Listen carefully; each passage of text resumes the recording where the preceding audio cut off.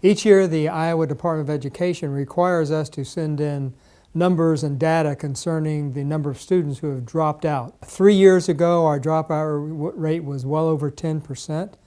And then we worked very, very hard. I put together a task force, and we tried a lot of different things to try to approach our dropout students, including having attendance coaches in our schools and trying very hard to get them to be re-engaged to our schools. And that worked. Our dropout rate actually dropped a few percentage points. And we have just found out that this last year, it's dropped below 5%. So in a 2-year period, we've actually cut our dropout rate in half. Now that's taken a lot of work.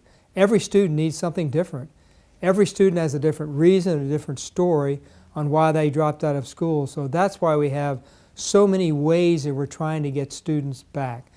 Because a lot of students fear coming back because, oh, I'm so far behind, I can't catch up, I won't be with the people that I know. We know the most important thing has to do with relationships. Every student needs somebody who cares.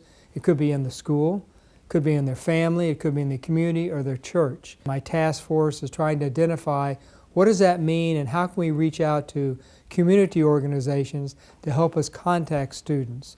Because here's the thing, it's not okay to drop out of school. We do want you back, and you can come back and be successful. I want to remind everybody, Iowa assessments are coming.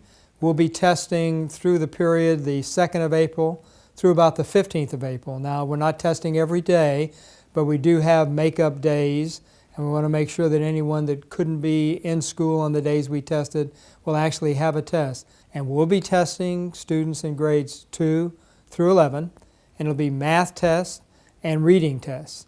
And in some cases, a student may only be testing for 1 day, and some schools might be testing for as many as 4 days. But what we remind the students, and I want to remind the family and the whole community, these are very, very important tests.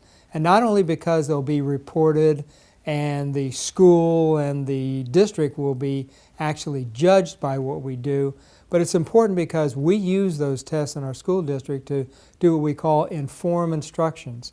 So everybody will have their personal results for their math and the reading, and they're passed on to next year's teachers so they can see how all the students are doing.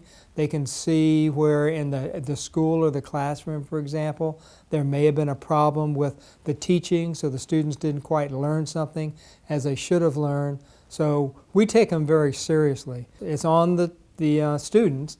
The teachers have done everything they can, the principals, the schools, and now it really is upon the student to come to school and to do the very best they can on the test. So we ask them, take these things seriously.